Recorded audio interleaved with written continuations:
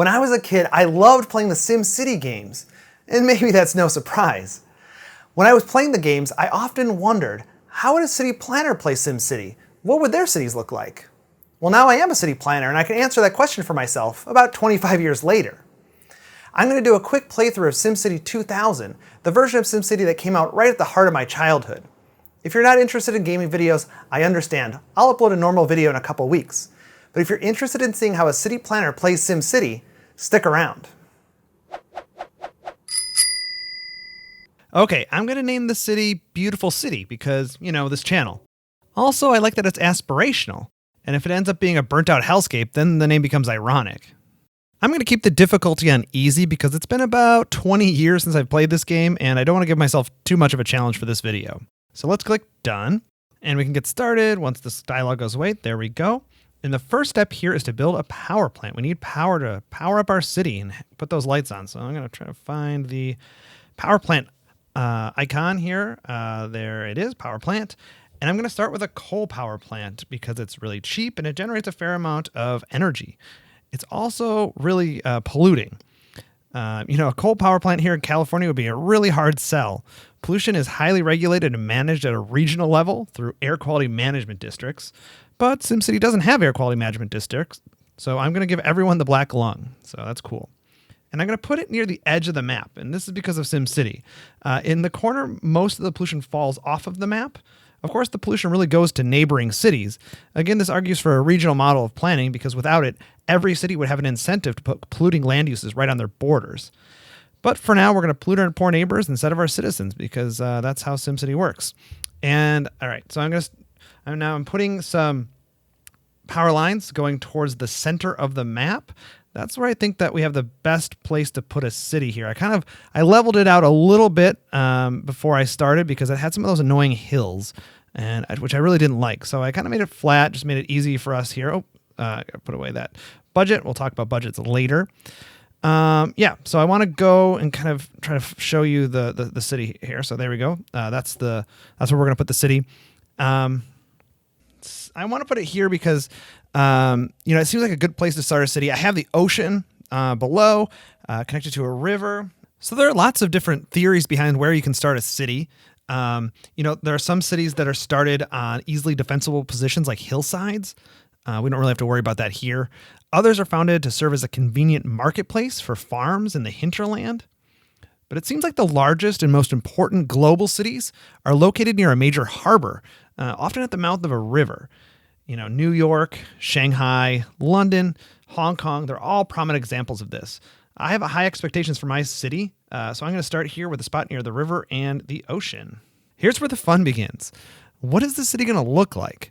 I like to start with a road layout, which is I think how most people start, but there's so many ways to design a road layout.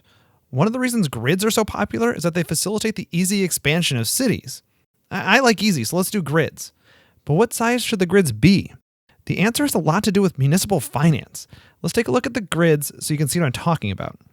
Here we have two different grids, one on a 4x4 square and another with a 6x6 grid. It's not a huge difference in grid size, but it's a significant difference in the proportion of land dedicated to the road. The grid on the left dedicates 36% of land to roads, while the grid on the right dedicates 27% of land to road. It's not an enormous difference, but in SimCity, as in real life, roads require maintenance, and the funds for that maintenance come from somewhere. So not only are there more roads in the smaller grid, but there are also fewer grid cells to pay taxes to maintain them. But that's the only one part of the equation. The other is land value.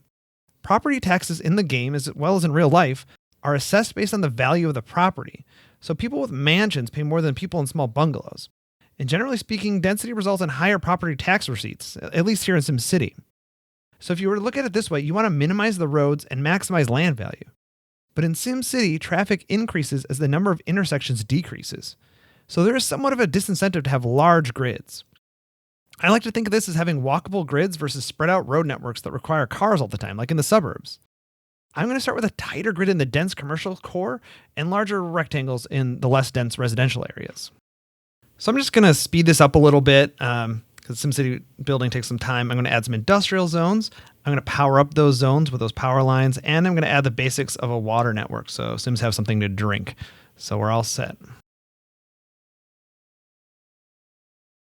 So we have water and power, so we're starting to see something grow, especially in the industrial areas. I find that the industrial areas are easiest to grow in the beginning of the game. I still have no services yet, no police stations or fire stations. I'm going to wait a little bit till they demand it because, again, this whole game is about managing tax revenue versus tax expenditures, or what you're spending your tax money on. And the more taxes we can bring in without spending that money, the better. So let's see. So probably the first thing they're asked for is a fire station or police station. So I'll kind of be ready with that. I'll also be sort of thinking about how I want to design the rest of the city. But I want to take a moment here to talk about zones while we're kind of waiting for this first part of the city to grow. Zoning is something that I think SimCity does a really good job with, and it's sort of the bread and butter, the basic mechanic of the game, and they do a really good job. Real cities have zoning maps, just like SimCity, and the primary zones are commercial, residential, and industrial, often with a variety of densities, just like in SimCity. We have low density and high density here in SimCity 2000, and in real cities, you have low density residential and high density residential, and sometimes medium density residential. So that's really great. The one thing that sort of annoys me, is that they don't use the same colors that planners use for the zones. In most zoning maps, and not all, commercial is red, residential is yellow, and industrial is gray. And it's sort of embarrassing because I grew up on SimCity zoning colors. So when I became an actual planner, it took me a long time to switch the colors in my head because in my mind, residential was always green. But if you think about it, it makes sense to save green for open space or recreation or parks because that's sort of actually green space. So I don't know why SimCity went with green for residential zones. Maybe they just like the color, but that's one sort of odd difference between the two. On the topic of zoning, SimCity does a really great job with the zoning map, but they don't really do a great job with the rest of the zoning ordinance. And I'm talking about things like height restrictions, sign regulations, parking lot size requirements, and many of the features that determine the overall design and character of a city. They don't really touch that, and it sort of makes sense. This game was made about 25 years ago, so there was really no capacity to have custom zones that users could kind of input. But I think that the game did the best that it could with its what it had, but it would have been nice to be able to say, I really want tall buildings in this commercial zone, or I really want kind of the strip commercial look if I wanted to replicate that as well. So it would have been cool to have more control over that, but again, can't blame Maxis and SimCity for that. So citizens are wanting police. I'm going to drop that kind of right here in the middle and add some power to that. Zap. All right, so they also want fire, which I know I should provide. Let's see, I'll do it right here next to it. So now we have fire and power. So now we have fire and police right in the center of the city. Hopefully this will affect land values. Again, this whole game is about the revenues and expenditures, and land value is really important.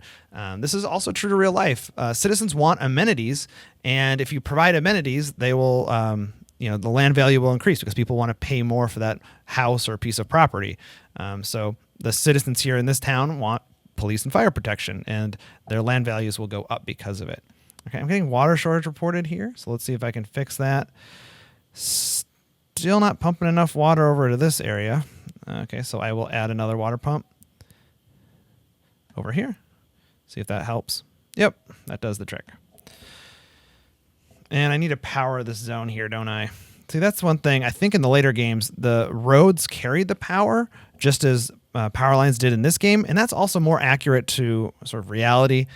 When part of a city's laid out, the road goes in and power is often buried underneath the road or sort of added right along the road. So when you add a road, you're adding power, and you don't have to worry about sort of crossing power lines between these different blocks.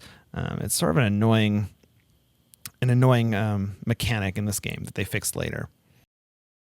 I'm going to skip ahead here again while I deal with some water issues, and I want to get to the budget window, one of the most important windows of the game. All right, so my expenses are looking to be, wow, so I'm very close. My property tax revenue is $217, and I'm spending $100 each on the police and fire, and the transit authority, so the roads, I'm paying for roads, is $16. So I am making $1. at the end of this year. So I'm basically breaking even currently. My downtown looks dismal.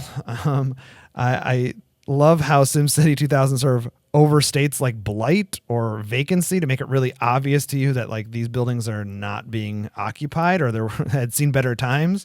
And I guess that's true to life too. I mean, you can see how like a shrinking city, like a Rust Belt city would look like this after, commercial or residential tenants have abandoned it. So good for you, SimCity, for kind of doing that in a rather obvious way. Let's make another time jump here to add a little bit more to the city and see how that affects the budget. Not doing as well now on the budget. As you can see, my property taxes have gone down as my city is somehow shrinking, and my expenses have stayed the same. So I'm losing money now. Probably is due to the fact that I don't have a school in this town, so I probably should add one. So I'll add a school because they probably want one, and I'll power it up. Okay, so they have a school, so that might make them a little bit happier. Okay, skip forward a little bit. A lot of SimCity's micromanaging and slow growth, so I jumped ahead. It's now July 1928, and as you can see, the city's a little bit bigger. I've added on we have some new industrial areas. So there's a new dense industrial up here near the new hospital with a nice view of the water for patients. I also built a causeway over this little body of water here to another dense industrial area that I hope grows, though it's not doing great right now. And I added some dense residential. So previously, this is all sort of low density residential, but I added some high density residential around parks. So, parks don't actually need to be connected to the road network to do its job of increasing land value. So I thought, hey, let's do this sort of 9x9 grid where all of the residential kind of has access to a park in the middle. And they're doing pretty well. My commercial zones have bounced back a little bit. You don't see some of the blight that you saw earlier. I had to add another power plant. So up here, near the top of the screen here, I have another power plant because we were getting so big. We needed more power, which is awesome. And I think it's about time to help out our economy by adding a neighbor connection. So that's one great thing I love about SimCity 2000, all the SimCity games, is that, yes, we do, even though it's going to take us down to almost no money. But we've now connected to Little Rouge. And that allows us to sell our goods to Little Rouge, to import goods from Little Rouge. I love that SimCity knows that cities don't exist in a vacuum, but in fact have relationships with nearby cities. So this is a great example of that. So I don't have a lot of money right now. I'm down to $800. But in general, my budget has been looking a lot better. Here we can look. The projection for the end of this year is that I'm going to gain $400, which is awesome. So we're kind of in the black, even though I have a school, police station, fire station, hospital, some parks. So that's looking good right now. I'm sort of in a stable spot. So I might speed up the game once again and see what we can do from there. This might be a good time to look at the ordinances. So we don't have any ordinances now. That's what I want to show you. We don't have any ordinances, but here, let's open up the ordinances window. So this is another part of the game I really like, that you can set city policies according to your sort of point of view or what you want the city to be like. So we should probably look at pollution controls here. So that's $62, but I hope that will reduce some of the pollution that we're dealing with here. But there's all sorts of ordinances. I don't know. Maybe a pro reading campaign sounds good. I only have one school still. I probably should consider adding more. Also public smoking ban. This is sort of amazing that public smoking ban was included in this game in, again, like 1993. At least where I grew up, we didn't have any sort of public smoking bans until the early to mid 2000s. So good for SimCity for being on top of that trend. And let's see, city beautification. I mean, City Beautiful is practically in the name of that one, so I'm going to add that as well. That will help our tourist draw. And we'll leave it at that. But again, I really like that you can set these policies, and we'll be coming back to this for sure. So let's give you a little tour of the city now. It's 1943. I've expanded some more. I have another residential block here. If you notice, I have my house right here.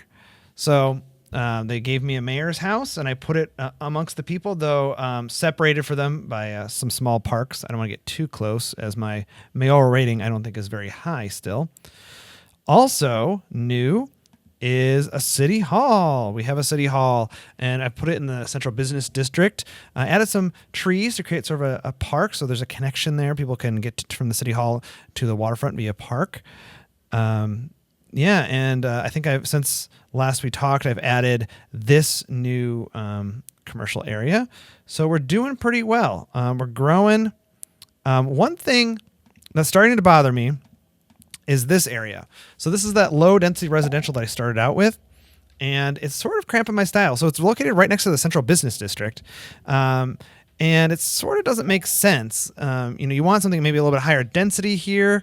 But I kind of created a low density grid here, and have those low density homes. So, and this is a problem that many cities face. I know here in Sacramento, we have our downtown in some ways. Our central city is hemmed in by these low density residential areas that kind of grew up around the central city. Sometimes, as early as the early part of the last century. So you have this problem where you want to kind of expand in density, but you have these low density neighborhoods.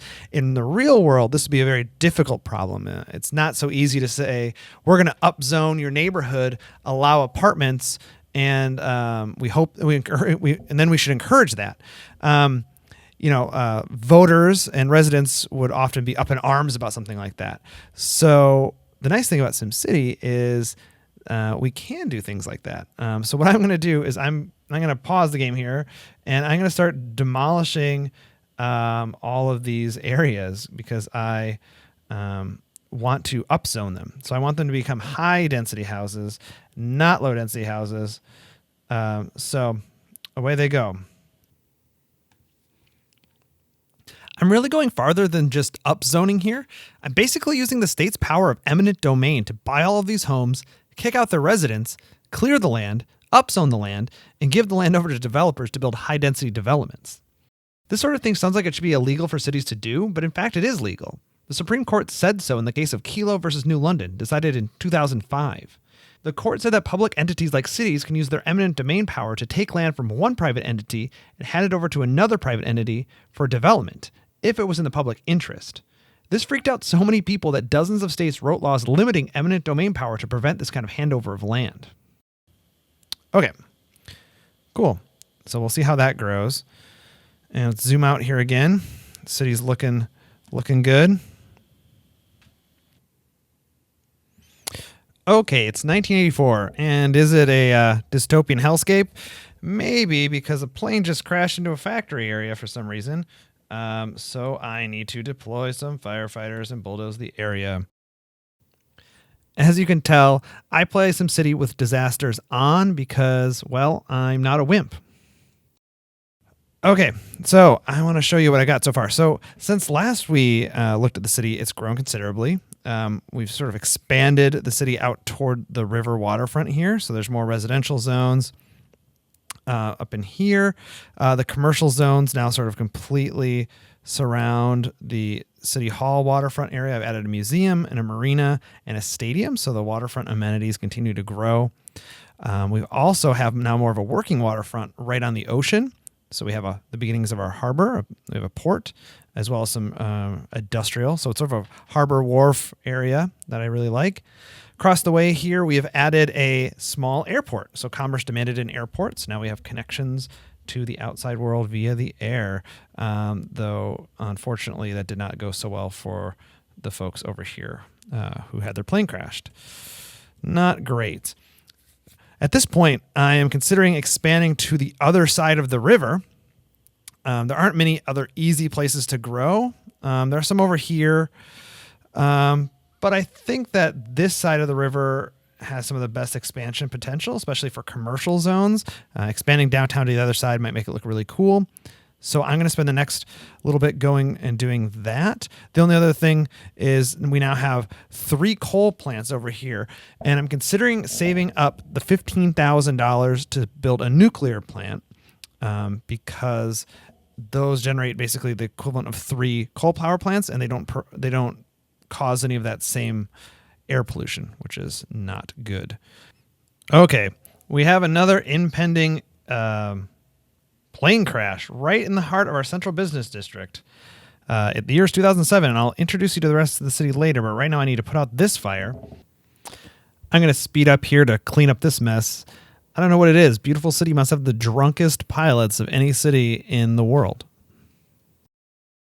So a lot has happened since 1984, since the last plane crash. I built over here on this side of the river. We now have 5 bridges, including one really long bridge I accidentally created that went way too far. But it looks really nice because it's a nice suspension bridge. It'll be a centerpiece of the city. Also on the waterfront, we added a college and a couple libraries. It'll be a nice place for a college. I think the students will like that. Our working waterfront continues here. So we have more industrial along the ocean side of the water while the commercial is on the river side. Expanded the port a little bit. That's still growing out. Like I talked about, I saved up and bought a nuclear power plant. So we are at risk of a meltdown, but it's providing us with a lot of power. So that's great. And it's relatively clean power. But yeah, otherwise the city is growing. Let's see what the population is right now. It's at 33,000. It went down a little bit. I don't know if that's due to the plane crash and subsequent demolition of half of downtown, but we can bring that back up, I'm sure. I have the stadium here. So things are looking good. I need to start thinking, I think, about a rail system. One thing about rail in SimCity 2000 is it's really inefficient because you have these rail depots and they're so large. They're 2 by 2. 2 squares over 2 squares. You can see right here. So it just makes it really hard to stick into places. While also having the rail, which adds another tile. So you really need like a 3 by 3 corridor to put the rail and the rail depots in there. Now, I'm thinking that we might be getting big enough that I could just do a subway system, which are really expensive to run, but then you only need a 1 by 1 square a tile to put the station in, which I think is still too large because you can put subway stations like on the sidewalks in the street in real cities. And that's a real bummer with SimCity is you have to kind of carve out a tile for that, which means demolishing more buildings. But still, that's a better option. So I might build more onto the city to kind of build up its base. Here I'll show you what the budget looks like now. We're running a surplus of $1,800 right down here. You can see, which is great. So I might start thinking about kind of once we get up to maybe like a $2,000 surplus per month, thinking about installing the subway because that's going to be pretty expensive. So I built a second nuclear power plant, though I think one's going to explode soon. Maybe just the coal plant. But expansion has continued. We now have a whole district over here, a connection to Yestonia, and things are looking good. I'm a little short on cash, but the budget's looking pretty good. I'm up to $2,300 per month coming in, tax sort of profit, so that's good. And I'm still funding everything 100%. So they should be happy. I've been building some more police stations and things. Okay, I need to add some power here to the airport so they can continue to, rebuild because the commerce demands an airport. All right, and otherwise, yeah, things are going well. I think I'm going to speed up the time here a little bit to cheetah mode, save up some money, and really start installing the subway system. I think it's that time. I can't wait to start planning that. Okay, there goes my coal power plant. I think we're still good on power. Let me check the utilization here. Yep, still at 57% of capacity. And we still got some years left on these power plants. So good news there. I don't have to be saving up for our power plant. So let's get into building the subway system. So unlike, other games like Cities in Motion, which is a really great game, I'd recommend it. You don't really assign routes or anything like that in SimCity 2000. You basically just get the benefit associated with having a subway and and not really have to worry about how the Sim citizens use the subway to get to their preferred destinations or what route they take or anything like that, which is kind of nice because it's a pretty simple game. Like I said, Cities in Motion is a great example of a game where you really can sort of micromanage that. But this is more about the overall city. So happy with this level of detail. Hopefully I'll see our traffic decrease here pretty soon. Okay. So this is looking good. I feel like visually, if I'm looking at the traffic here, it looks less. It looks like it's not as pervasive as it once was. I hope citizens are happy about that. Hope they approve.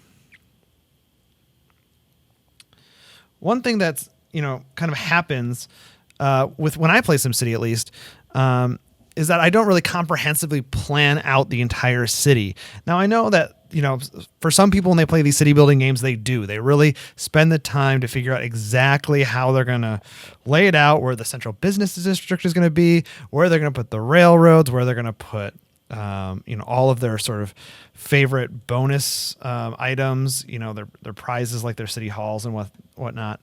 I don't really do that. I'm just not that way. I know I'm a planner, so you'd think that that would be the case, that I would want to plan it all out.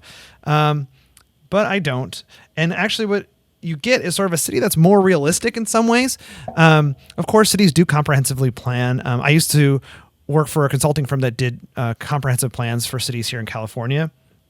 But if you look at historical cities, like New Orleans is a really great example, you'll see that their urban form is sort of an accretion of grids. So they kind of have one grid, maybe built by one developer, and then another grid by another developer, and they have to sort of kind of reconcile grids all over the place. And, maybe in your city, this is the case too. I think it's a pretty common occurrence.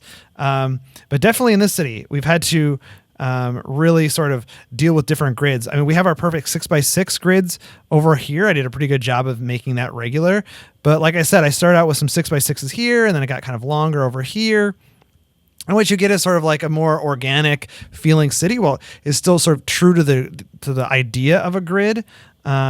Isn't really, perfect. It's not a perfect grid, but I like it better that way. I think I'd be pretty bored. I've seen online, these perfect cities, especially like in SimCity 2000, I think, where you have the arcologies.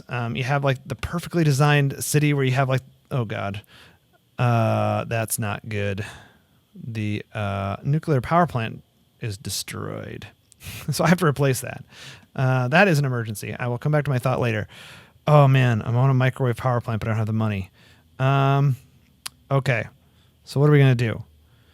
I guess we're going to build some coal power plants for now, which is not optimal, but it gives us the power we need for right now. But now we know that a microwave power plant is available, and those things are awesome. Okay. So anyway, I was saying, we have these organic grids basically happening, and I really like it. I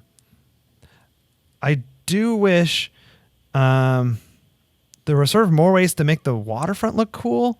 I tried to add some trees here. I added a statue right here next to the big bridge with some trees and things right across from the college. I have a marina here and a marina over here. It looks nice. I do wish that SimCity 2000 had more sort of customization for kind of theming the waterfront. Again, I'm asking probably too much from a game released in 1993. But as you can see, Land Valley has gotten much better. This is just an area full of high-priced condos from the looks of it, which is awesome. Some of these commercial buildings here are looking really nice near City Hall. We sort of have the skyscrapers on both sides of the water, which I really like. It's starting to look good. It's starting to come together, guys. Let's see here. What's the population? 46,000. We're hitting 50,000. I don't know if there's a reward in the game for 50,000, but I should keep trying here to see what happens. But yeah, it's 2043 and things are looking pretty good. Let's see what the journal says about me. Vicious fire only injures 48. Hey, that's good. I'm trying to figure out what my mayoral approval rating is. Not bad. 60. Well, okay, the police suck, but 64%. That is up from the mid 40s that we were at earlier. So things are getting better. I'm excited about that. So all in all, very happy. Okay, the year's 2053, and this is where I'm going to stop building, but I'll show you around before I end the video. I added a solar power plant. Very green of me. And I really emphasized the waterfront. I added a zoo and a kind of a zoological park over here. Added another college right there with a library and a police station. My goal here is to really emphasize the riverfront. I really love it when cities sort of go back to the riverfront or kind of redevelop their waterfront. And this is what I tried to do here. So I'm just adding some more trees to make it look really nice. Added another museum and a library, so there's even more civic buildings along the waterfront. Let's see here. Otherwise, added just some more hospitals, police stations. Basically what I did here, and you can look at the budget here, I'm actually in the negative again. I just added as many amenities as possible while still basically breaking even because I know I'm going to end the game. So I thought I would do my best to give the Sims that live here everything they need because I'm not going to need any more money to expand the city. One thing I did was I went through the ordinances and just clicked yes to all of them, except for any of the ones that earn money. So the finance ones would, so you can see here, I could make a lot of money and the ordinances could, they wouldn't break even, but they would be a lot less of a budget hit. But I'm not going to do that. Oops. That's probably why I need I don't want a nuclear free zone. So never mind about that. But otherwise, yeah, I'm very happy with how this turned out. I think the citizens should be happy. Let's see. I'm going to zoom in here. It's, traffic's okay. Thanks to the subway system. Got a very nice functional waterfront, a nice little CBD, Central Business District. Every central business district needs a drive-in movie theater. Obviously, that makes complete sense land use wise. Otherwise, it looks very nice. SimCity 2000 graphics aren't the highest quality. They're not going to give city skylines a run for their money, but hey. And I know a lot of you have asked for this. You guys have asked for a Let's Play of City Skylines. And my answer to that is, yeah, probably someday. I wanted to do this first because I was familiar with the game. I know it's been like 20 years since I've played it last, but at least I sort of have an understanding of it. I've not played City Skylines yet because if I did, I wouldn't be making YouTube videos because I know I would get very addicted to it. But one of these days I will break down, buy the game, play it a little bit, and then make a City Planner plays City Skylines and give you guys a sense for what I think of the game and probably kind of get into some more city planning details. So talk a little bit about some of the issues that kind of come up as we play City Skylines. So I hope you like this video. I'm going to zoom out one more time so you can see the city. About 50,000 people. Not too bad for, a couple hours work. This is still a really fun game. If any of you guys ever want to play SimCity 2000, I got this on, I think, Good Old Games. You can buy retro games and they're really cheap. I forget what I bought this for, but it was not much at all. And, it makes for a good afternoon of fun. So I'd recommend it. It's still, it's sort of the granddaddy of city simulation games. And it gets a lot of things right when it comes to city planning. I mean, it still holds up and it keeps this city planner entertained. So thanks for watching. Back to your regularly scheduled videos in a couple weeks. Thanks. This episode of City Beautiful is brought to you by Skillshare. Skillshare is an online learning community with over 20,000 classes in design, business, technology, and more. You can sign up for a premium membership that gives you unlimited access to high-quality classes. I'm an urban designer, and my love of design extends to graphic design too. Skillshare has excellent original videos on this topic, including from Aaron Draplin, who takes people through the process of designing a logo. These are fascinating videos, even if you don't need to design a logo. He gets into the mentality of a designer and how they approach a creative problem. I'm also a fan of DKNG Studios and their graphic design work. Their Adobe Illustrator tips are great because you're learning from some of the best in the business. Join the millions of students already learning on Skillshare today with a special offer just for my viewers. Get 2 months of Skillshare for free. To sign up, visit the link in the description and get 2 months of unlimited access for over 20,000 classes for free. Act now for the special offer and start learning today. All good SimCity games have to end in disaster, and these disasters are brought to you by my Patreon patrons. Thank you so much for your support.